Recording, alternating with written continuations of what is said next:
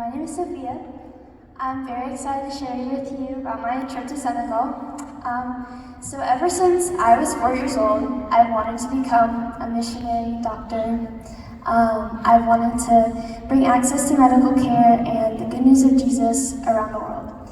I was worried that I wouldn't enjoy this trip though, because if I didn't like it, then I'd need to find a new life calling. But thankfully, that's not what God had in mind. I really enjoyed my trip. So he answered my prayer by confirming my calling to international missions and growing me in my understanding of what it meant to be a missionary. I learned that missions is difficult because it's not the speedy process that we often think it is. God is moving in the hearts of people in ways that we may not see and at a pace that we may not understand.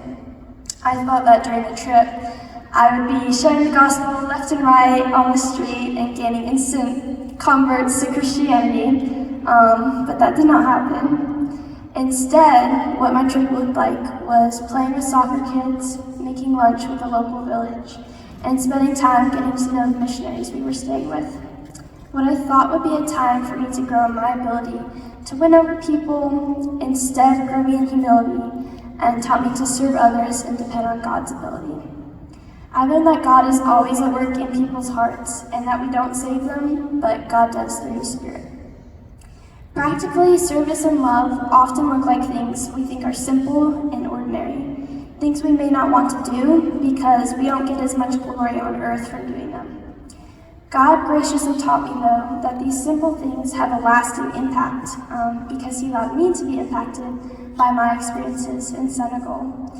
My youth pastor, Pastor Cameron, was especially touched by the persecution facing a young woman we met.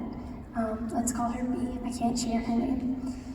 B shared with us in secret that her family had tried to take her life many times since learning that she was a Christian.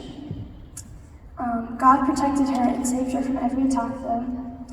This came as a shock to us, our team, because her family was in the village that we ate lunch with.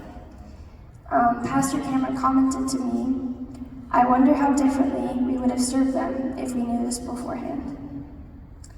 God used the impact on Pastor Cameron's heart to plant a seed in my heart.